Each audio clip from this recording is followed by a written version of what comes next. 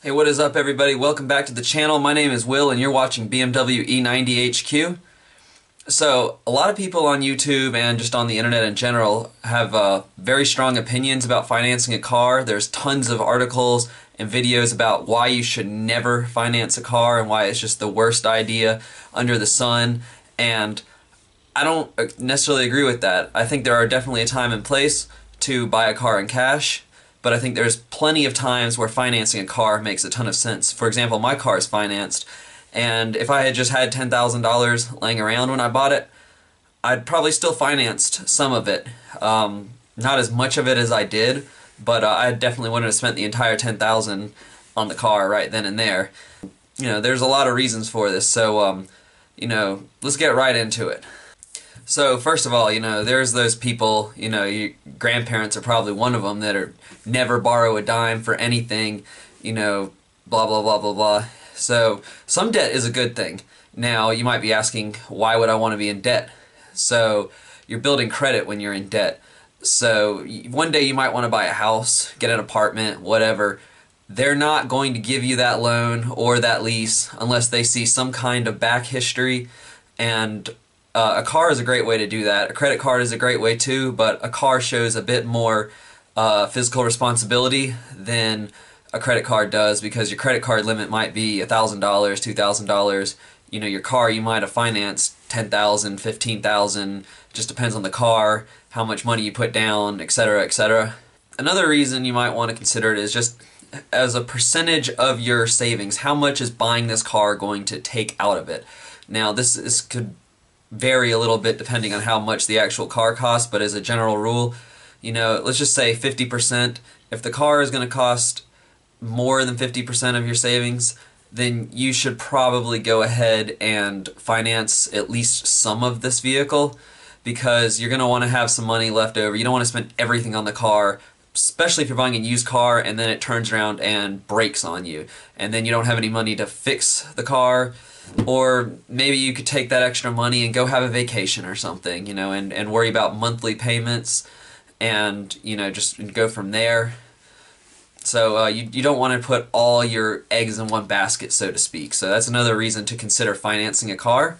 Alright, next thing, this is the big one, and this is why I think that financing a car really makes a lot of sense, is the concept of the time value of money. Now, this is going to be a little bit of me showing the finance and accounting nerd side. But anyway, let's get into it. I'm going to try to explain this as simply as possible so that everybody can understand this. Let's see, I wrote some notes to try to make it easier. So basically, the time value of money is saying that your dollar right now is going to be worth less at this time next year. So, and that's basically inflation. And so I got some historical averages on inflation. So over the last 100 years, inflation has averaged 3.22%. But in the last 26 years has averaged 2.49%, so basically 2.5%. So that means that that much of your interest is going to inflation. So really, if your interest rate is below that, then you're saving money. For example, my mom's interest rate on her car is less than 1%, so she is actually saving money by having her car financed. That's a crazy concept, but it really is. So that's one very good time to do it.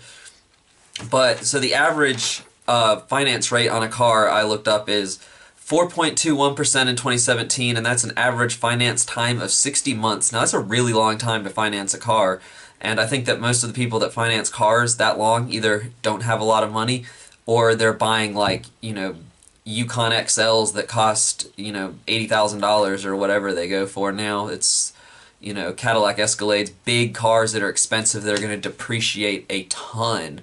I think that that's where most of that is, and then these people are underwater and they can't get rid of the car because they owe so much more on it than it's worth. But anyway, I'm digressing, I'm getting off track.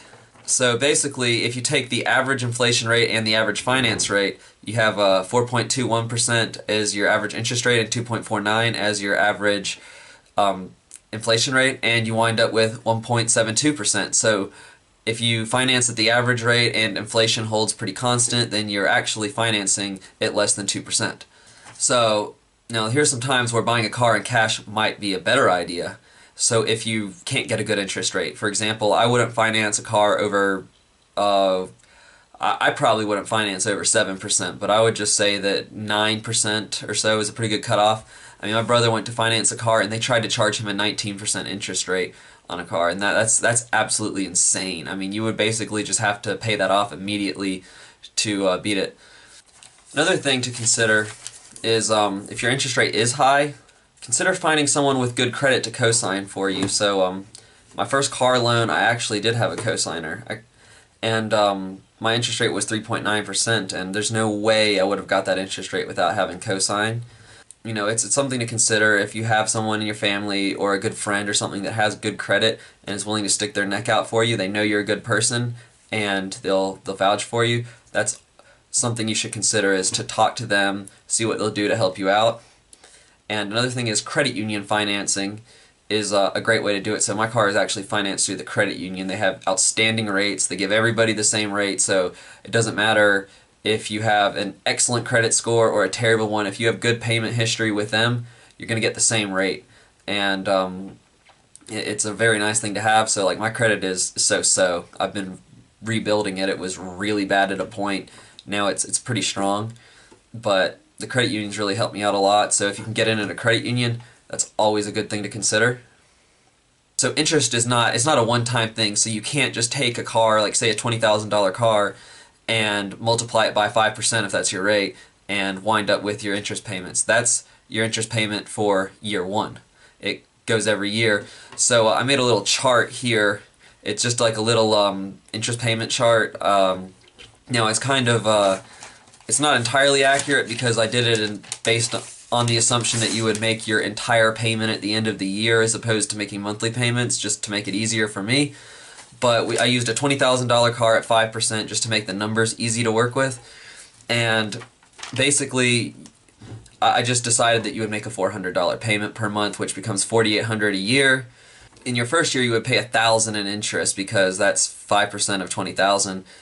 And your payments would be $4,800, but only $3,800 would be going to principal. So when you finance a car, you're paying a lot of interest up front. So your incentive is to try to pay that off faster and, you know, save on the interest there. So if you pay more at the beginning, you're going to save more on interest. If you pay more later on, then you're just paying it off faster. You're not really saving as much on interest because as we go down, at this scenario, you would pay it off sometime during the 5th year.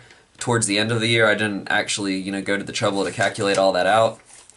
But your last year, you would only pay $181 in interest. So you get what I'm saying. Your incentive is, if you pay more up front, you make a larger down payment, you're going to save money by doing it that way. So you definitely want to keep your financing to a minimum, particularly if you're financing at a higher rate. But at the same time, at this scenario, you should be alright on your car. Like, you shouldn't get underwater at that kind of a rate. Another thing to consider is, what is your car's expected value in the future?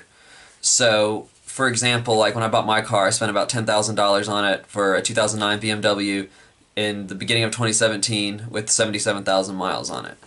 So I looked at E46s kind of for a frame of reference and high mileage E90s for reference, and most of them, they kind of hit a floor at around like $4,000, $3,500, where as long as the thing freaking runs, it'll still hold that value. Like, they're like E46s with an insane amount of miles that are going for that still. Or they were then, I don't know if they still are, but so my thought was that the E90 would follow a similar trajectory, and this is very speculative, and this is not science here, but I kind of figured the E90 would follow that, and that the chances of me getting underwater would be slim to none. Now, I finance my car for the maximum amount of time they would let me. It's a 60-month finance, but I always pay more than the minimum payment, so I'm on track to paying the car off closer to about 4 years.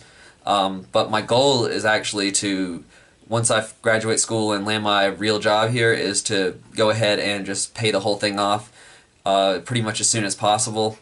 Anyway, so these are just some reasons that I think that financing a car could be a good idea.